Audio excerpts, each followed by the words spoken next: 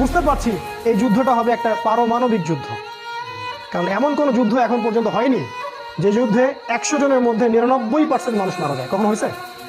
আর ঢাল তলোয়ার দাকুরালের যুদ্ধটা হবে? কখনো হবে না। তার মানে এমন অস্ত্র ব্যবহার করতে হবে যেটা দিয়ে একটা বোমেই একটা দেশ শেষ। আর আমরা জানি এখন এই পারমাণবিক অস্ত্রগুলো কাদের হাতে আছে, জানি না? এবং যারা এই যুদ্ধে জড়াবে তারা কিন্তু সব কুফফার। এই যুদ্ধে জড়াবে দেখবেন ইনশাআল্লাহ, আমরা বলে দিচ্ছি, আল্লাহ ভালো জানেন, প্রথমত আমেরিকা, তারপর ইসরায়েল, ব্রিটেন। ইসরায়েল পিছন থেকে কলকাঠি নাড়বে, তারপরে ফ্রান্স, তারপরে ব্রিটেন, তারপরে জার্মানি।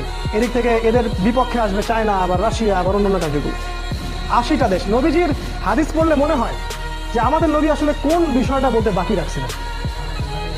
সংখ্যা বলে দিয়েছেন যে 12,000 করে সৈন্য পাঠাবে প্রত্যেকটা দেশ। এই হেদায়েতগুলো কি ওদের কাছে আছে? এই কোরআন এবং সুন্নাহ আমাদের কাছে আছে, কিন্তু সবচেয়ে দুর্ভাগ্যজনক হচ্ছে এগুলো আমাদের হাতে থাকার পরেও আমরা ওদেরকে জবাব দিতে পারি না। দোষটা আপনাদের না, দোষটা আমাদের।